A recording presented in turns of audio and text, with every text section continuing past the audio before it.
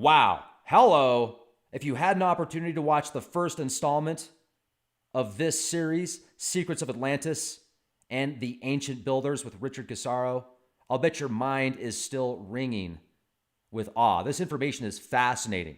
Also, if you want to watch this in full, go to leakproject.com. You'll get access to the full podcast as well as hundreds of exclusive shows only available at leakproject.com. There's about 2,500 right now, continuing to grow. So leakproject.com. Richard Cassaro is one of the most intelligent guests I've had on this show, connecting dots with these ancient structures from around the world, that the architecture is very similar when Richard presents these slides throughout the presentation. So kick back, relax, and enjoy the show. Nanny. This podcast is brought to you in part by Noble Gold Investments and TrumpCoin2020.com. Have you got yours yet? This is so cool. This is almost 3/4 pound of silver. You've got a 10-ounce silver bar that says, "United We Stand, America." Also, you've got the Trump coin. So I've coined this the Can't Stump the Trump combo pack. Now, if you use the code LEAK Project 30, so LEAK Project 30, spaces in between, you'll get $30 off this awesome opportunity. These are limited, they won't last long, and when they're gone, they're gone. Get in on the action, TrumpCoin2020.com. That's TrumpCoin2020.com. And we'll see that in a minute, how the same triptych architecture is visible there. But here's an example from the ancient world in Pompeii, a triptych. And what I wanted to show here was mirror images over the twin doors of duality. As we saw earlier in Rockefeller Center, one side was male, one side was female. But it's duality, it's the yin and the yang. And what this shows is an example of how these doors of duality are really mirror images of each other. Just like the sun and the moon are mirror images, day and night are mirror images, man and woman, left and right. You can't have one without the other. They're two sides of the same coin. And that's polarity, that's duality. So that's the idea for this slide, was to show that that duality in these ancient triptych sites. Again, getting back to Egypt. What's that? I said that's incredible. It's good, right? It's making me think of that line out of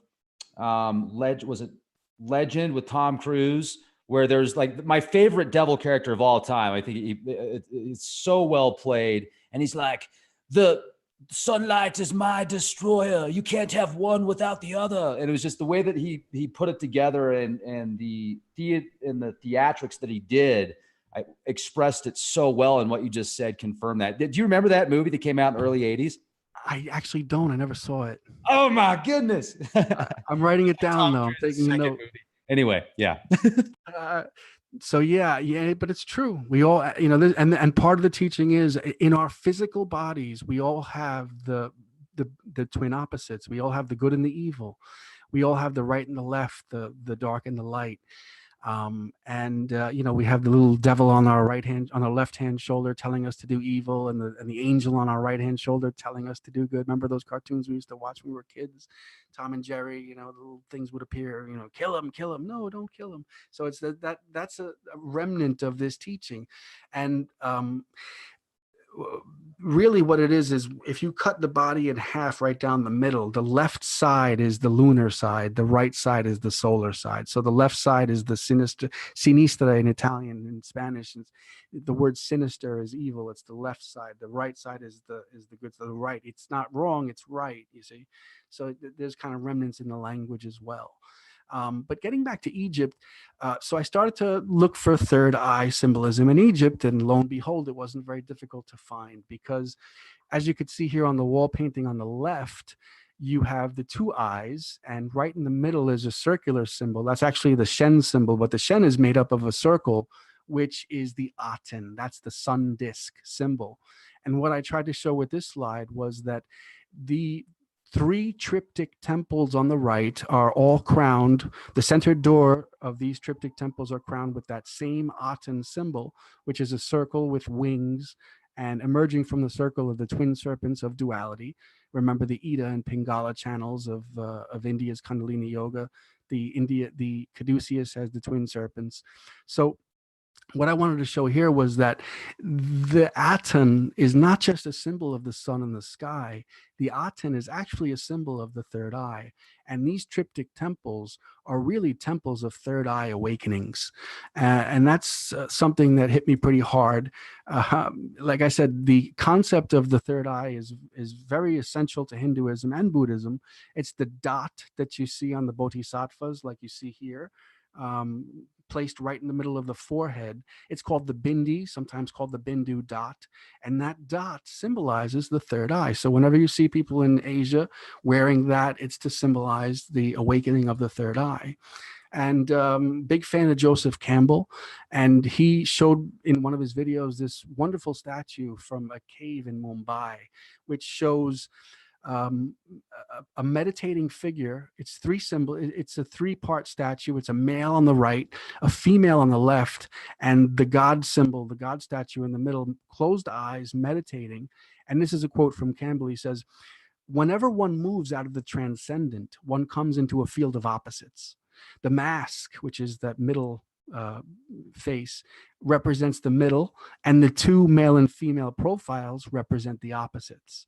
One has eaten of the tree of the knowledge, not only of good and evil, but of male and female, of right and wrong, of this and that, of light and dark. Everything in the field of time is dual, and put your mind in the middle. That's to say, I know the center, and I know that good and evil are simply temporal apparitions." Richard, And yeah. sorry to jump in real quick. There's people noticing as well in the comment section. Your audio it'll be loud for a minute and then it'll be quiet for a moment. And I don't know the direction of the mic, but I just wanted to mention that so we could keep it as fluid as possible, because this knowledge is awesome. Okay, I just clicked on a couple of buttons here on the snowball, but if it continues happening, please feel free to interrupt me and let me know. It's important. Yeah, just did it again there. Oh yeah, really? Okay. All right. I don't know if it's the equipment or. Okay. So how about now? Is it still flickering, or does that? It's good. We're awesome, man. Thank you. Okay. Yeah, no problem. If it happens again, please let me know. So here is a slide that I tried to show the continuation of this idea, which is that the famous concept in India of the third eye is actually very famous in Egypt as well. And this is important because on the left, the symbols show the two eyes that are flanking the Aten symbol. So this is a key teaching. This was a key teaching, not just in India, but in ancient Egypt as well. So Egyptologists don't recognize this at all. They don't pay any attention to it, even though this symbolism here of two eyes flanking the Aten symbol and the Aten symbol being the third eye is found everywhere throughout artifacts, throughout sarcophagi, in wall depictions. Everywhere you find this in Egypt. So it was a key teaching in India, and yet Egyptologists are completely unaware of it and don't discuss it at all. And so that slide here is just to show that. Ralph Waldo Emerson, "A Man is a God in Ruins." This slide, I think, accidentally occurred here. It should have been a little bit earlier. This one too, Alphonse de Lamartine, "Limited in his nature, infinite in his desire. Man is a fallen God who remembers heaven." I love that quote. Again, these are quotes that kind of led me on my path to uncovering what I think is this information is good information. Alvin Boyd Kuhn, who I love, 20th century author of a lot of books on esoteric subjects. "Man is a god in the body of an animal, according to the pronouncement of ancient philosophy." And he was absolutely right. That's exactly what ancient cultures teach. So getting back to Egypt, I realized that the sarcophagi, when the Egyptians would bury their dead, they buried their dead in with this Aten symbol on the forehead in the position of the third eye. So here's a quote from one of my books. "The Aten stands for the awakened third eye that sees the soul within, or sun within, which soul or sun is really the higher self or divine spark within us. The Aten is thus a symbol of both the third eye and the soul within that the awakened third eye sees. And that's important. It's not just a symbol of the third eye. If the third, whereas the two eyes look outward at the material world, the awakened third eye looks inward at the soul, and the soul is the God, and the God is the sun. This is the solar. Think of the word soul. In European languages, soul means sun, and soul to us means the spirit, the eternal part of us within that was never born and never dies. So the reason that the Egyptians depicted it on the forehead was because when you awaken the third eye, it looks inward. It doesn't look outward. It looks inward and sees the sun within. That's what the Egyptians were doing with these depictions, in my opinion. And I found a lot of evidence for that. And this is one of the pieces of evidence that I found in China. They have the Taijitu symbol, which we know as the yin yang, and it's a balance of light and dark. It's actually a symbol of the balance of all the opposites. As I said earlier, the concept of the balance of opposites is the very key to all ancient civilizations. Now, the Egyptian Aten also has this balance of opposites in its most famous symbol. In the Taijitu, the yin and the yang, you could think about them as serpents. A lot of people say they look like fishes. To me, they look like twin serpents. The white serpent with the black eye and the black serpent with the white eye. And they're not really fighting each other. They're working together in balance. They're in complete and total balance. And the Egyptians had the same concept. And it's a circular symbol. This is important too. The reason why it's circular is because a circle is a symbol of eternity. A circle just keeps going round and round and round. It has no beginning and no end. And so the circle is a key part of this. The Taijitu, containing both yin and yang, is circular. And the Aten, which contains the twin serpents, is also circular. The reason is because that circle aspect of these twin symbols is exactly the same meaning, which is it's a symbol of the soul, the eternal being. And here's a quote again from one of the books. The twin serpents were often depicted wearing the white and red crowns of Upper and Lower Egypt. This is important because the twin serpents here are shown in Egypt. They're wearing crowns of Upper and Lower Egypt. Upper and Lower Egypt were the two lands where the Egyptians called their country Egypt, the two lands, the northern part and the southern part. And according to Egyptologists, the two lands were in prehistoric times were constantly fighting each other and were in constant opposition until King Narmer around 3200 BC united the twin kingdoms. And at that moment, he created everything that we know as dynastic Egypt. So, in the very concept of the dynastic Egyptian civilization itself, we have this uniting of opposites being a very key symbol of the culture.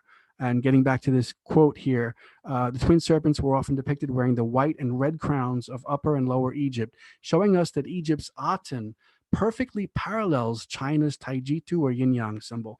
The serpent of Upper Egypt wearing the white crown parallels yang. The serpent of Lower Egypt wearing the red crown parallels yin.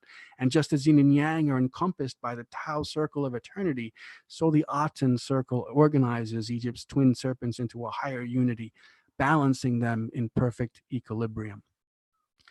And it's not just a symbol of the soul. It's a symbol of the soul, but it's also a symbol of the world soul. And encoded in the yin yang, encoded in the Taijitu here is the idea that, as I said before, the yuga cycles in India, which is time is not linear, it's cyclical. It goes round and round in a big giant circle. And one of the reasons that we know that is because day follows night, summer follows winter. And according to esoteric teachings, there's an even greater cycle, and that's the golden age and the dark age. And again, as I said earlier, we start out in the golden age and then we fall into the dark age.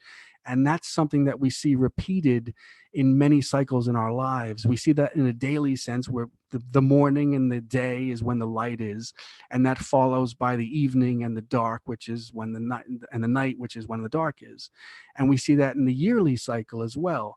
The springtime when everything springs into life, and summertime, that's the light end. That's the daytime of the annual cycle. And then things start to fall in the autumn. And then we have winter, which is the dark side. That's the night side of the cycle. So ancient people saw that and they said, well, there's an even greater cycle that most people aren't aware of, at least today. And that's the precessional cycle. That's the signs of the zodiac, where you have 12 months of the year. Well, you have 12 months of the zodiac. And just as it takes 1 year for the earth to go around the sun, then you have basically the cycle of the zodiac, which is I just like to say it's about 2000. In my mind, I just average it out. 2000 years times 12 is 24,000. I know that's incorrect, but I like to just stick to generalities. So during half of this processional cycle, we're in the golden age, we're in the great age, the light, and then slowly we fall into the dark age. And according to esoteric teachings, again, Julius Evola, Fulcanelli, Manly Hall, Gurdjieff talked about this. We're in the dark side right now. We're in the dark end of the cycle. We're in the Kali Yuga age, as the Hindus would say. And that's what I think this symbol of the yin yang can be looked upon as, this cycle that I just described. You have yang and yin. Yang is the day, yin is the night. Yang is the summer, yin is the winter. And just as yang represents the golden age, the yin represents the dark age. And so you could just pop in a symbol of the zodiac right there into that circle, and you'll get a sense of that. Can you hear me okay? Absolutely. This is fantastic. And this is I got a lot of flack for this. I don't think anybody is completely good or completely evil. And I think Prince Charles has been, um, he's helped me a lot. I've read his work and it's helped me along. So I don't have any problem quoting anybody. I quote Hitler in my works, and I know he did a tremendous amount of evil, but hey, these people were exposed to knowledge, and why can't we quote them if they have information that we think is valuable and useful? And here's an example of a quote that I think Prince Charles gives that's valuable and useful. And he says about the idea that civilization rises and falls in alternating dark and light patterns. He says, and this is a quote that he gave to the Sacred Web Conference in 2006. He says, we're living at the end of a historical cycle. At the beginning of this cycle, all and every possibility is latent. However, as the cycle evolves or unfolds, these possibilities manifest themselves, beginning with the highest and gradually moving towards the lower. The cycle must exhaust itself before a new one can replace it. Through our metaphysical doctrine and spiritual practice, we can, in a measure, transcend the baleful influence of the descent that is the eventual exhaustion and end of our cycle, and prepare ourselves and the world for the beginning of the next. Wow. He's basically saying, in my opinion, the deepest concept in the occult doctrine, which is that life is cyclical, the universe is not linear, it moves in a cycle just like nature, and that there are golden ages and dark ages, and that if we look back to our history, we could see maybe remnants of the golden age. Remember, you asked me before about the pyramids. Could it be possible that the great pyramids on the upper west bank of the Nile actually predate the dynastic Egyptians? I think like I said, I think it's very possible, and I think that they may be remnants of one of the higher ages. And here's a quote that he gave on the perennial philosophy in the same web conference. He says, in these uprooted times, he's talking about today, in these uprooted times, there's a great need for those who can rise above the clamor, the din, and the sheer pace of our lives to help us to rediscover those truths that are immutable and eternal, a need for those who can speak of that eternal wisdom, which is called the perennial philosophy. So I got a lot of respect for the man for saying that. Regardless of other things that he may or may not have done, it was a big pointer in the right direction for me when I was researching this many years ago. Again, here's third eye in Egypt on the left, the Hindu chakra, the third eye chakra on the right. Your body is a temple for the living deity, and this deity is who you really are. Put this together when I was putting together the idea of the temples. Temples are basically symbols, churches, castles, cathedrals as well, but temples around the world, in Egypt and India especially, they're really symbolic of the transcendent man, the man and woman who is able to transcend the duality and find the center within. Again, matching the third eye of the Egyptians with the Hindu third eye chakra. This is basically a similar slide to what I've shown before. And here's one that a lot of people didn't agree with when I posted it on some of my social media accounts a while back, but a lot of people were asking me about Ashur and Ahura Mazda. Yes, it's the same Aten symbol as the Egyptians, but I don't think, and I did think this many, many, many years ago when I first started, it did look like a UFO to me, and it did look like it's flying in the sky, and it did look like some type of knowledge bringer was emerging from the saucer and giving us information. And I love that idea, and I still like the idea. However, I feel like um, the explanation that fits more in line with what I've been researching is this idea that the Aten symbol, it being a symbol of the soul, these gods, Ashur, Ahura Mazda, and all the ancient gods, really, what they are they're not teachers, but they're models that were put up for the people as a kind of role model and a way to follow, and as a kind of affirmation that yes, you are a deity. They're the deity within us. The Ashur deity is the deity within you. Ahura Mazda is the deity. It's the God within you, which is who you're supposed to find and who you're supposed to be in life. Because when you do that, you do that by transcending the duality, and when you do that, you emerge into your higher self. And here's a quote: Egypt's Aten is a symbol of your soul. Ancient sun god cult images that depict a human being manifesting from the soul are depictions of you. You are the sun god. You are Asher. You are Ahura Mazda. You are the human being manifesting from the Aten. You are the physical incarnation of your own eternal soul. You are a god in manifestation. So that's kind of my explanation of why these similar symbols occur in cultures throughout the Egypt and the Orient. Do you Third also, eye, yeah. I'm real sorry. quick, I was just going to say, do you also feel that those images might be connected with what our ancestors saw in the heavens when, a certain cataclysmic event, whether it was Venus doing a flyby, a solar flare? There's a good possibility that Saturn at one point was a lot closer. And have you done any research connecting those dots?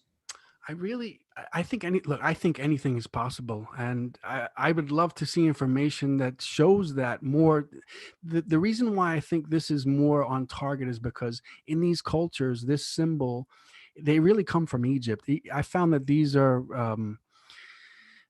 subsidiary symbols that really originated in Egypt, and they actually come from Osiris. The Aten symbol is Ra, and the physical incarnation of Ra was Osiris. Osiris in Egyptian is Asar, Asar. It's kind of sounds like Asher, you know. And Yeah, it does. so, yeah, and there's a lot of similarities. It's way too many to get into right now, but those are solar symbols, and the sun god was really the spiritual, and there was always a physical. Think of it as God and Jesus Christ. The physical manifestation of the deity, and the deity is who you really are. The concept is completely distorted and co-opted in our concept of Christianity, but the more ancient idea that has been co-opted for Christianity is essentially that you are the God, and the physical incarnation, the Son, is you physically, your physical body.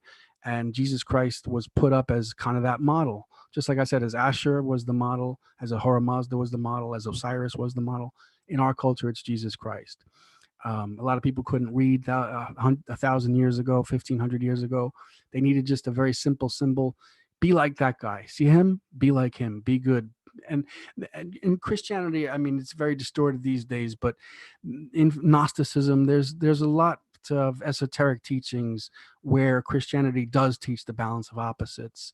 And actually, I have a couple of slides that show that. So I'm sorry. I'm open to anything. If I see evidence, I'll start to research it. But so far, I haven't seen any evidence of No, that. please don't apologize at all. This is great. It's wonderful when you can hear different points of view. And the electric universe theory is something that I'm still learning a lot about. But according to the hypothesis, the main overall hypothesis is if you go back about 12,000 years, 12,000, 15,000 years before this major cataclysm happened, Saturn was actually the sun in the sky that we were looking at, going, wow, look at that. And then something major happened with Venus being Lucifer, et cetera, that caused the planets to go to where they are currently, and other things involved with that. But that's just a quick rundown. So yeah, I mean, this is incredible. And I was thinking about that, and I just kind of wanted to add my 2 cents to this because it's important, I think, with where we're going. If at one point, if the Earth was covered in this like purplish veil, to where Saturn was this star that emitted this different light, and we had more of a protective shield around us, but we didn't see the other stars the way that we do now because of the atmosphere. Well, then I'm thinking about the Great Pyramids of Giza and some of these ancient artifacts that we can't explain today how they were built. So like Göbekli Tepe is one of those. It's an example, the Bosnian pyramid, and a lot of these megaliths that we couldn't do. Baalbek with these giant stones that we couldn't move.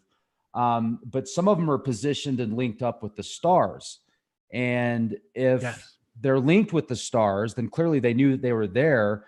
And if something happened of a huge magnitude that caused the Earth to shift so much, wouldn't it be lined up differently now than then? Yeah. Mm-hmm.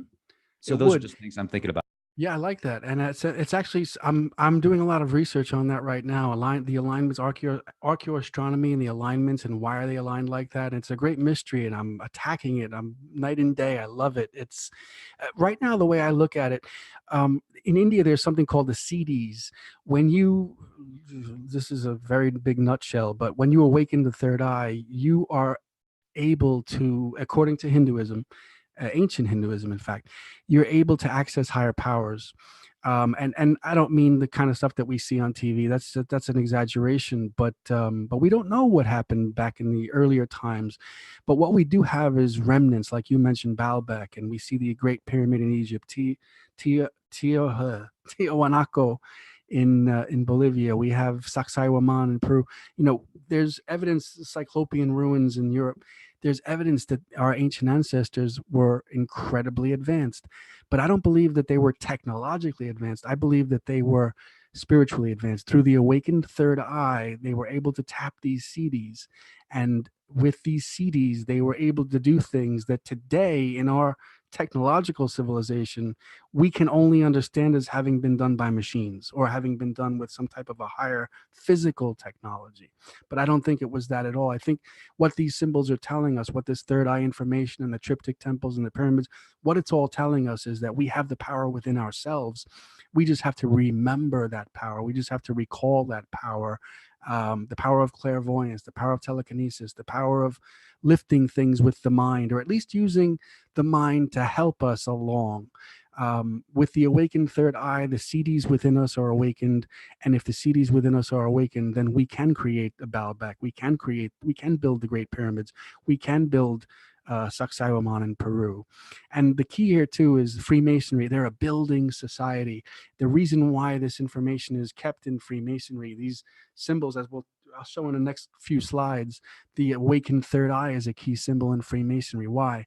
Because it's a building society, and they inherited this wisdom from the ancient cultures that came before them. And here's just a quick example from Egypt of what I've just been talking about. The third eye being, this is a triptych temple. It's the same one I showed earlier from the Metropolitan Museum of Art in New York City. This is the awakened third eye, shown as the Aten symbol crowning the center door. And you have the mummies with their crossed arms. That's a symbol of the balance, like the yin and the yang. And it's holding the Isis knot on the left, which is a female symbol, lunar symbol. And the on the right hand, this is the Jed symbol of Osiris. So it's actually, they're showing us that they were balancing the opposites all along. That was the key to their civilization, and that's what I tried to show with this slide. And also the crook and the flail. This is Pharaoh. Pharaoh holds twin opposites: the shepherd's staff, which is a symbol of mercy, and the flail, which is a symbol of severity. And the Pharaoh's holding them in balance. Both are used to subdue animals. Here they symbolize mastery over one's lower animal nature. The shepherd's staff is used to pull stray animals by the neck without hurting them. That's a symbol of mercy. And the flail is used to beat animals into submission. That's a symbol of severity. There's opposites. Mastering these symbols means mastering your lower animal nature to find your true self in the center. And that true self is the middle pillar. That's the balance pillar. And we have this concept in the Kabbalistic tree of life, which I showed here. It's the same quote. The only thing that's different here is I showed the essential structure of the Kabbalistic tree of life. There's three pillars: the pillar of mercy on the right, the pillar of severity on the left. Those are the twin opposites. And the middle pillar of balance. And that middle pillar in the Kabbalah is called the pillar of the soul. And that matches up exactly to Kundalini Yoga. Severity is the Ida channel. Mercy is the Pingala channel. And the middle pillar of balance is the Sushumna. That's the spine. That equates with the spinal column. So everywhere I was turning I basically found the same concept. The number 3 was the key throughout the ancient world. Here we see a symbol of the Aten symbol here, stripped of its wings and serpents. It's used flanked by twin lions. These are called the Aker lions. One of the lions is called yesterday and one is called tomorrow, and those are opposites. And a short quote from the book: the lion on the left corresponds to yesterday and faces west. The lion on the right faces east and represents tomorrow. The sun disk in the center, perfectly balanced between the twin lions, represents the eternal present moment outside of time. To locate this eternal present is to find our higher self within. This is mastery, and this is our task in life according to the occult doctrine. And Schwaller de Lubix, he was a esoteric Egyptologist in the early 1900s.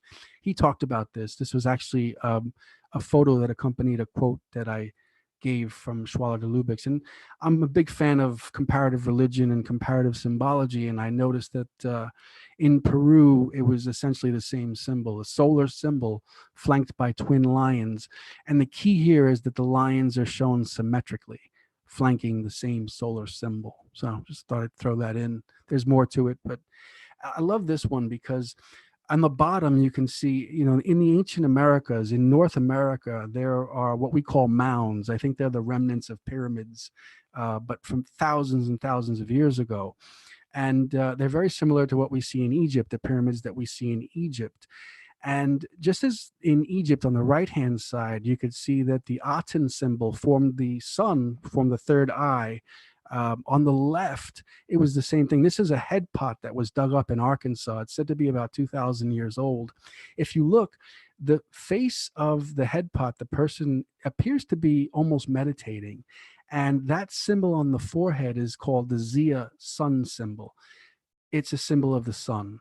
And so just as the ancient North Americans built pyramidal structures called mounds, similar to Egypt, so on their head pots, and this is just one example of many, they used the solar symbol as the awakened third eye, just as in Egypt on the right. And I found that fascinating. And I talk about that in my books as well. And this is just another example. These are two different head pots. And as you can see, it's the same solar symbol awakened on the third eye. And the faces on the head pots, you can see, especially the one on top, they kind of both look like they're focused on that point in the forehead. And the ancient Zia sun symbol is actually on the New Mexico state flag. And from the New Mexico statutes and court rules, it says the flag has to be the said flag shall be the ancient Zia sun symbol. The sun symbol shall be 1/3 of the length of the flag. Said symbol should have our 4 groups of rays set at right angles. And that's just to give an example of the idea that this isn't just something that I made up. This is fascinating. This is great stuff. This is I love this. This is the Louvre in France. There's a lot of esoteric architecture that if you understand this concept of the third eye, you can start to see it everywhere. And what I tried to show here was that there are rooms in the Louvre like this one. This isn't the only one, where you can actually see 2 eyes and they're flanking a circle symbol, and that circle is the third eye.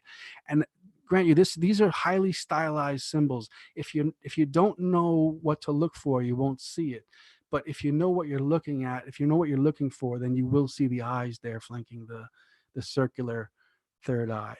And the Kundalini vase, this is from 1700 France, and this shows the twin serpents, again symmetrically balanced like yin and yang, or like the twin serpents of Upper and Lower Egypt on the Aten, and they're both kind of curling their way up the vase, and there's a pine cone on top, and that's reminiscent of the caduceus symbols that we saw earlier, climbing up the central pole of the caduceus in an effort to awaken the third eye. um, I probably shouldn't have put this one in, but we're here already. So this is the cover of a very old book that I wrote that I no longer have in print. What I wanted to show was that the pharaoh figure in Egypt was really, like I said before, it was Asar. He was the Ashar. He was the Ahura Mazda. He was the Osiris. They held him up as the god. They held him up as basically he was the king and the central religious spiritual figure that everyone should follow. And I love this quote from Alvin Boyd Kuhn. He says, what the Egyptian knew that his Christian imitator did not was that the Osiris, whose death and resurrection were thus portrayed, was the divine element within his own constitution, and not a man perishing on a wooden cross and pushing away a rock from his hillside tomb 2 days later. The reason I depicted these two flanking, these two figures like this is because we've always known that Jesus has long hair and a beard.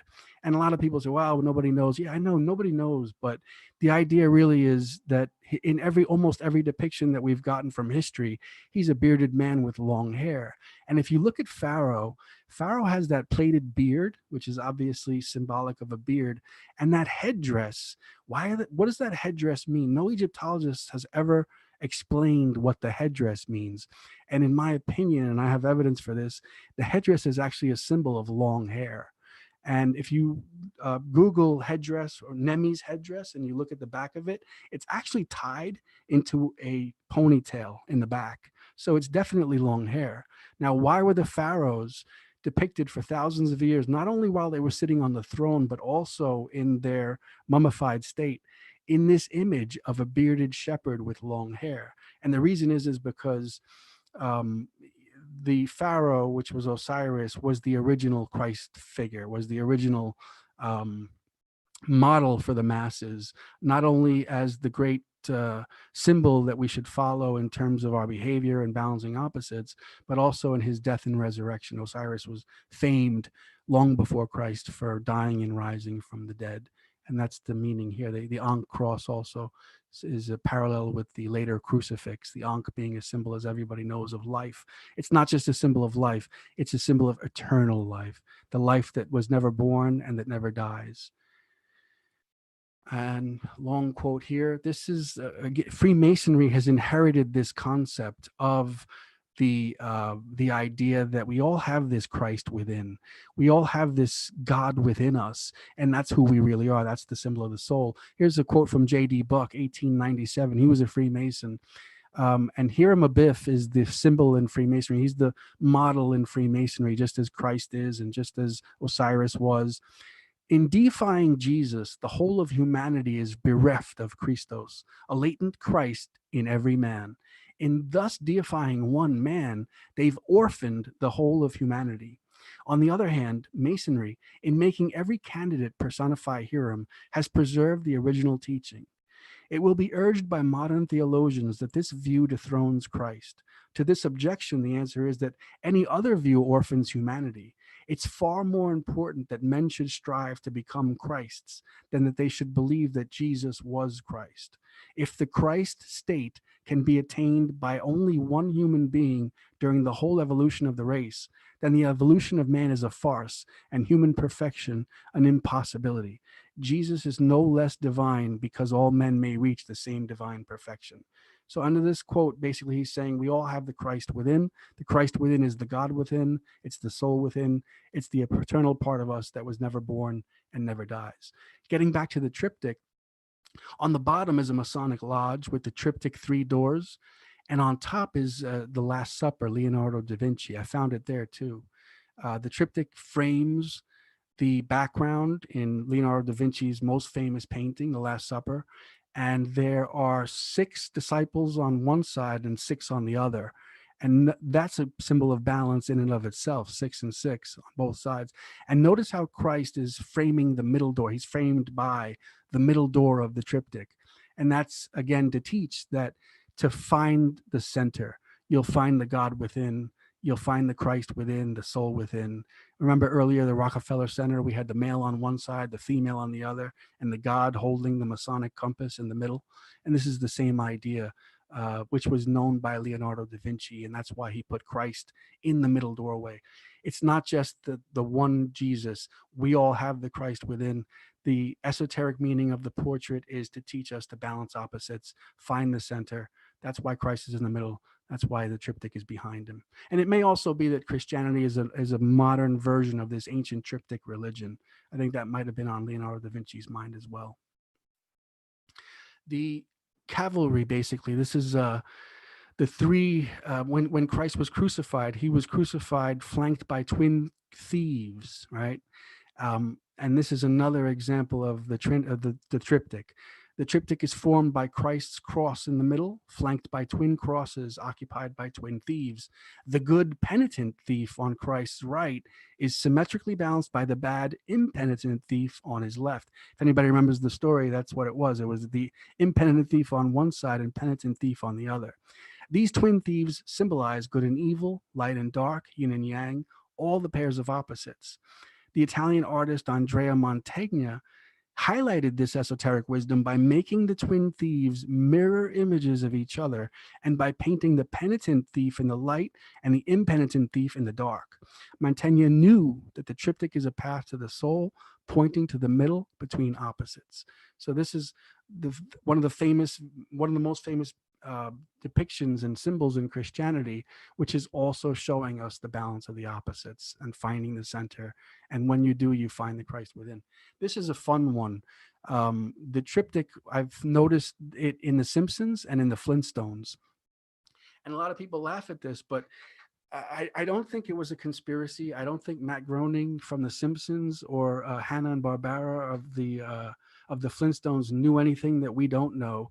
I think it was just artists, when it's time to paint something or draw something, they look at the models. And I think, okay, it's time to draw a secret society. Let's look at some secret societies.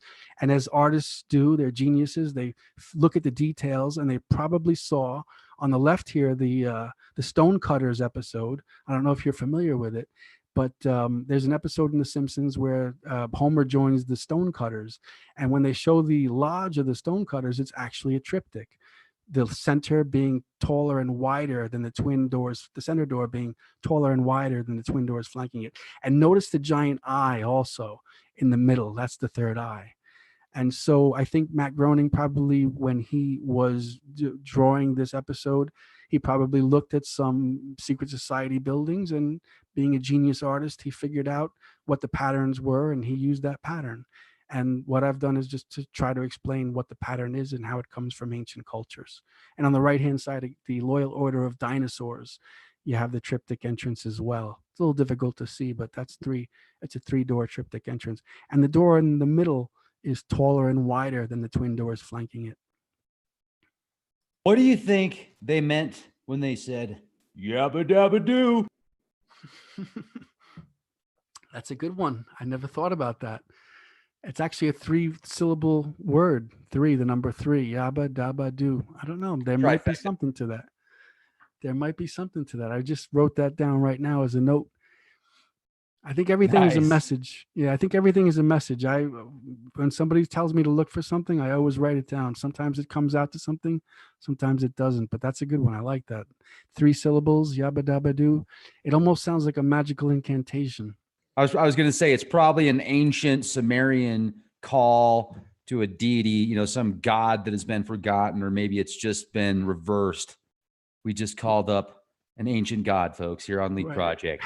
Or abracadabra. We grew up hearing that on cartoons, but that's a real, there's reality behind that. There is. Yeah. Yeah. So here's the Museum of Television and Radio in New York City, twin pillars, creating 3-space triptych. And a lot of people don't see it, but that's an eye symbol in the flanking above the middle door of the triptych, and there's light being cast in all directions through the arch. You could see that arch is actually shedding light in all directions. So it's a Yeah. three-door triptych, which is crowned by a eye symbol. And again, thinking of Egypt, the Egyptian triptych temples are crowned by the Aten, and the Aten is the third eye. So here's a third eye over, and there's a lot of architecture in all the cities in all over the world like this.